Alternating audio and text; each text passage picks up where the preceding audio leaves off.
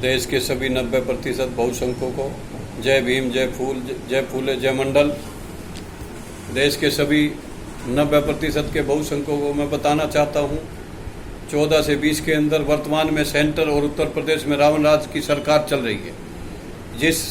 सरकार ने आते ही बेटी पढ़ाओ बेटी बचाओ का नारा दिया था। आज शायद ही 74 साल ही देश को आज़ाद हो गए। 74 साल की आज़ादी के अंदर चाहे वो कांग्रेस की रही, चाहे किसी भी थर्ड फ्रंट की सरकार रही हो, लेकिन शायद ही 74 साल के कार्यकाल में इतना अत्याचार, इतना अन्याय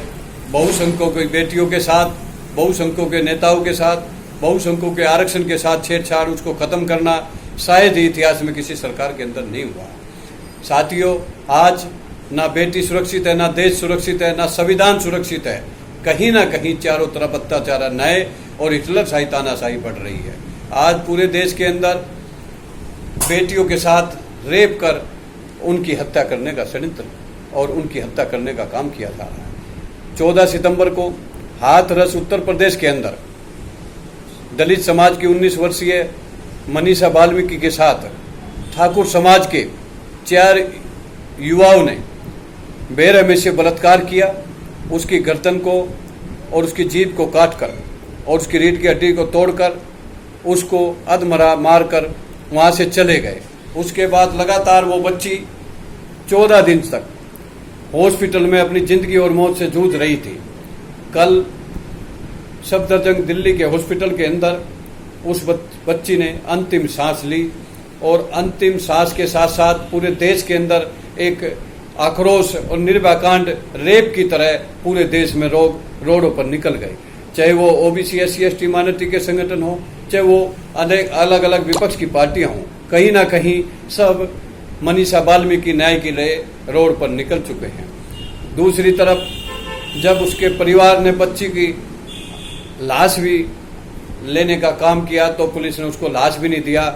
और बेरहमी से रात को 3:30 बजे अंतिम संस्कार बिना परिवार के कर दिया। ऐसा लगता है कि पूरे देश में कानून व्यवस्था ध्वस्त हो चुकी है। बाबा साहब का संविधान बिल्कुल खत्म कर दिया गया है और चारों तरफ जो मीडिया आज कंगना रनावत और रिया चक्रवर्ती और सुशांत सिंह राजपूत को लगातार कई महीने से दिखा रही है, ऐसा लगता है कि आज ये दलाल और गोदी मीडिया भी बिल्कुल एकदम जो है देशद्रोही हो चुकी है और इन बेटियों के साथ हो रहे अत्याचार, अन्याय के खिलाफ पूरे देश में कहीं आवाज नहीं उठा रही है। जब से इस बच्ची ने अंतिम संस्कार लिया, पूरे देश की इलेक्ट्रॉनिक मीडिया ने कहीं भी पूरे देश के अंदर इस बेटी की आवाज को उठाने का काम नहीं किया। मैं कहना चाहता हूं, आज देश के सभी 90% बहुसंख्यकों को, अगर आज भी आप दोस्त और दुश्मन की पहचान नहीं की, आज भी आप आपस में लड़ते रहे और आज आपने मनीषा वाल्मीकि के दोषियों को कड़ी से कड़ी सजा और फांसी की सजा दिलाने का काम नहीं किया और इससे पहले और इसके बाद जो होने वाले अत्याचार, अन्याय और बच्चियों के साथ रेप, उनको रोकना चाहते हो तो आज हम लोगों को हिटलरशाही और तानाशाही और उत्तर प्रदेश में रावण राज सरकार का बहिष्कार करना पड़ेगा और आने वाले चुनाव के अंदर बहुसंख्यकों को एक आवाज के अंदर इकट्ठा होकर अपनी वोट की ताकत से और जनशक्ति से एक बड़ा आंदोलन खड़ा कर इस हिटलरशाही और तानाशाही सरकार और रावण राज सरकार को उखाड़ फेंकना पड़ेगा। और देश की इस दलाल और गोदी मीडिया को भी मैं बताना चाहता हूं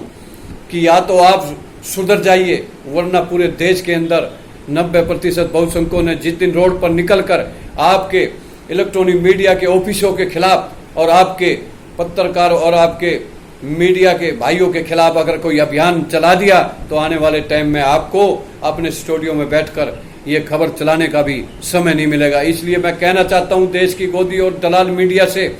आप कंगना रनावत को सुरक्षा देने का काम करते हो, आप कंगना रनावत की लड़ाई लड़ने का काम करते हो, सुशांत सिंह राजपूत की लड़ाई लड़ने का काम करते हो, लेकिन देश के अंदर लगातार दलित और पिछड़ों की बेटियों के साथ अत्याचार न हो रहा है। इनकी आवाज को क्यों नहीं दिखाना चाहते हो? क्या पूरे देश के अंदर कंगना रनावत और सुशांत सिंह राजपूत ही देश की बेटी और बेटा था? क्या दलित की मनीषा वाल्मीकि देश की बेटी नहीं है? क्या यादव समाज की खुशबू यादव भदोई में उसकी देश की बेटी नहीं थी? क्या पुष्पेंद्र यादव झांसी का बेटा नहीं था? क्या बदायूं के अंदर बिरपाल मौर्य जो है देश का बेटा नहीं था?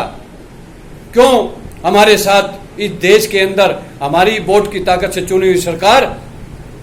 और ये सामंतवादी वन्यवादी मीडिया क्यों हम लोगों के साथ ये पक्षपात और अनदेखी कर रही है? कहीं ना कहीं आज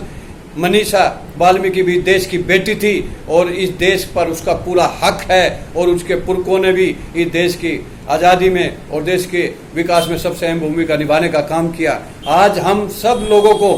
चाहे वो बहुसंख्यकों के अंदर ओबीसी, SC, ST माइनॉरिटी के 90% के लोगों को, अगर आज हम लोग एकजुट नहीं हुए तो इसी तरीके से ये लोग हम लोगों को आपस में बांटकर, हम लोगों को आपस में लड़ाकर, हिंदू और मुस्लिम और हिंदू बनाकर हम लोगों को ऐसे ही अत्याचार अन्याय करते रहेंगे। इसलिए आज हम सब लोगों को दोस्त और दुश्मन की पहचान कर लेनी चाहिए। इसलिए आओ हम 90% के बहुसंख्यकों को, आज दलित की बेटी हो, चाहे वो यादव की बेटी हो, चाहे वो मौर्य की बेटी हो, चाहे वो पारसी की बेटी हो, चाहे वो गुज्जर सैनी की बेटी हो, चाहे वो देश की कोई भी जात बिरादरी की बेटी हो, उसके न्याय के लिए, दोषियों को फांसी की सजा दिलाने के लिए हम सब लोगों को एक आवाज के अंदर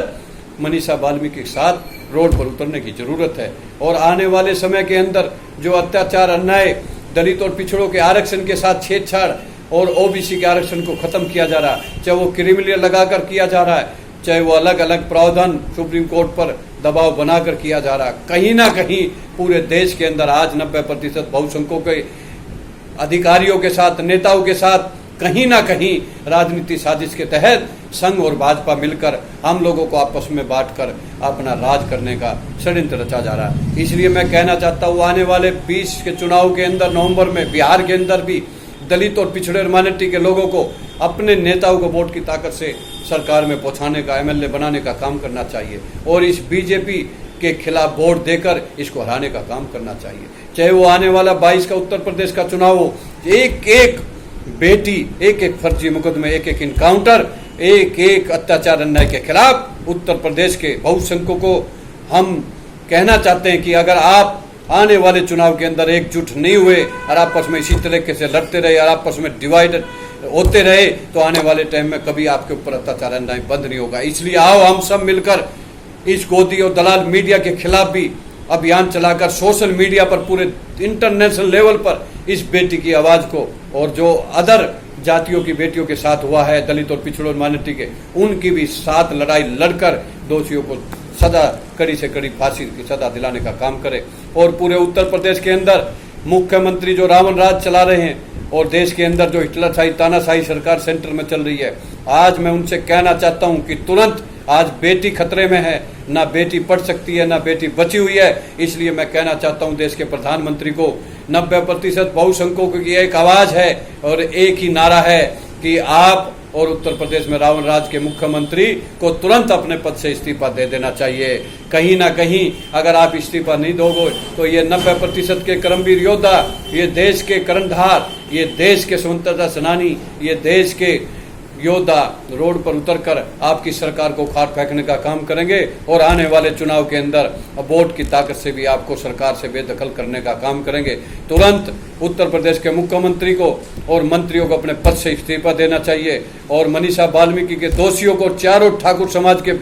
युवकों को तुरंत फांसी की सजा देकर इस बेटी को न्याय दिलाने का काम करना चाहिए, ताकि आगे कोई भी, किसी भी जात बिरादरी का हो, कोई भी छोटी बच्ची के साथ,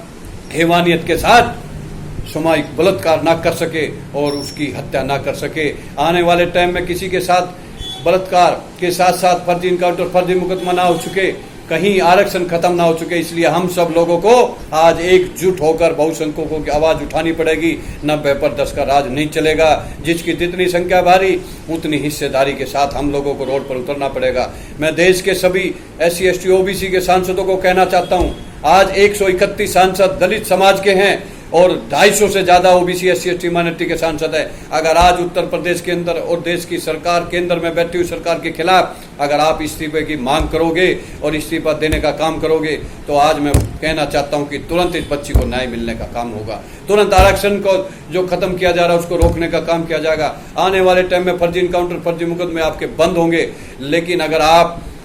कांग्रेस और बीजेपी की गाइडलाइन से हटकर आप अपने समाज के साथ नहीं खड़े होगे तो आने वाले टाइम में आपके साथ अत्याचार, नए आरक्षण छीनना, आपके फर्जी मुकदमे और ज्यादा बढ़ेंगे। इसलिए अपने SC, ST, OBC के सांसदों, मंत्रियों, MLA को कहना चाहता हूं, तुरंत सरकार पर दबाव बनाते हुए अपने पद के इस्तीफे की मांग रखकर सरकार से मांग करें कि जल्द से जल्द जो है मनीषा वाल्मीकि के दोषियों को फांसी की सजा देने का काम किया जाए। और उत्तर प्रदेश, बिहार, पूरे देश के अंदर जहां भी दलित और पिछड़ों माइनॉरिटी के बच्चों के साथ बलात्कार, हत्याएं और उनके आरक्षण छीन रहा है, इसको तुरंत बंद किया जाए, वरना हम आपके खिलाफ संगठन और बटन की लड़ाई लड़कर इस देश के अंदर आपको उखाड़ फेंकने का काम करेंगे। और मैं खासकर बहुसंख्यकों को बताना चाहता हूं कि 74 साल से हमारी ही वोट की ताकत से देश की अर्थव्यवस्था और देश की विकास में सबसे अहम भूमिका हम लोगों निभाते हैं। देश को आज़ाद कराने में आपके स्वतंत्रता सेनानियों ने आज़ादी में शहादत और बलिदान दिया। आज़ादी के बाद भी आप लोगों ने सीमा से लेकर अन्न पैदा कर कर देश की अर्थव्यवस्था को मजबूत करने का काम किया। लेकिन आज आपकी वोट की ताकत से सरकार बनी हुई है, लेकिन सबसे ज़्यादा आप पर अत्याचार अन्याय कर रही है। इसलिए मैं कहना चाहता हूँ 90 पर 10 का राज नहीं चलेगा। इसलिए आप शासक बनने की तरफ चलो। और 90% बहुसंख्यक कर्मवीर योद्धाओं को मैं कहना चाहता हूँ, आप ईर्षा ईगो को भूल कर और आप याद करिए अपने महापुरुषों को, जय भीम, जय फूले, जय मंडल परिवार को, लल्लू यादव को याद करिए, लालू और मुलायम को, और आप एकजुट होकर सभी 90% बहुसंख्यकों को एकजुट होकर इस अत्याचार, अन्याय, आरक्षण छीनने के खिलाफ और मनीषा वाल्मीकि के दोषियों को फांसी सजा दिलाने के लिए अब हमें रोड पर उतरना पड़ेगा और शासक बनकर अत्याचार, अन्याय बंद कर और इन लोगों को तुरंत कड़ी से कड़ी सजा दिलाने का काम करेंगे। जो देश में शासक होता है उस पर अत्याचार, अन्याय नहीं होता है, उसका हकमारी नहीं होती है। इसलिए आओ हम सब मिलकर बहुसंख्यक मनीषा वाल्मीकि को न्याय दिलाने के लिए और दोषियों को फांसी की सजा दिलाने के लिए अपने सांसदों पर दबाव बनाए और सरकार पर दबाव बनाए और तुरंत उत्तर प्रदेश के मुख्यमंत्री का इस्तीफा मांगकर उसको बर्खास्त, सरकार को बर्खास्त करने का काम करे। और आने वाले समय में हम सब बहुसंख्यकों को, सभी बहुसंख्यकों के, we the people, OBC, SC, ST minority Mahasabha, Kurmi Mahasabha, Gujjar Mahasabha, Saini Mahasabha, जितने भी हैं सब संगठन एकजुट होकर देश में जाति जनगणना का जो मांग है उसको जाति का कॉलम लगाकर और जल्द से जल्द जाति जनगणना कराकर जिसकी जितनी संख्या है उतनी उसकी हिस्सेदारी न्यायपालिका, राजनीति और कार्यपालिका में देने का काम करे।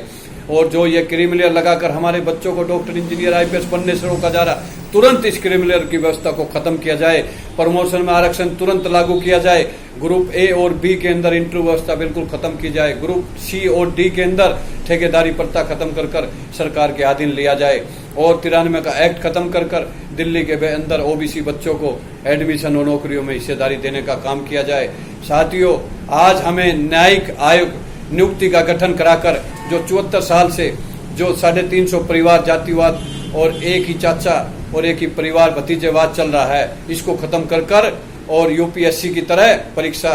न्यायिक आयोग नियुक्ति गठन कराकर उसको भी हमें करना पड़ेगा। इसके लिए हम सब लोगों को, बहुसंख्यकों को एक आवाज के अंदर जय भीम, जय फूले, जय मंडल की आवाज के अंदर आवाज मिलाकर और हम सब लोगों को रोड पर उतरना पड़ेगा। इसलिए आओ हम सब मिलकर 90% के बहुसंख्यकों को, सभी संगठनों को साथ लेकर, सभी नेताओं को साथ लेकर एक आवाज के अंदर अब इस आंदोलन को शुरुआत कर और इस अत्याचार, अन्याय के खिलाफ लड़ाई लड़ने का काम करें। जय भीम, जय फूले, जय मंडल, जय हिंद, जय भारत।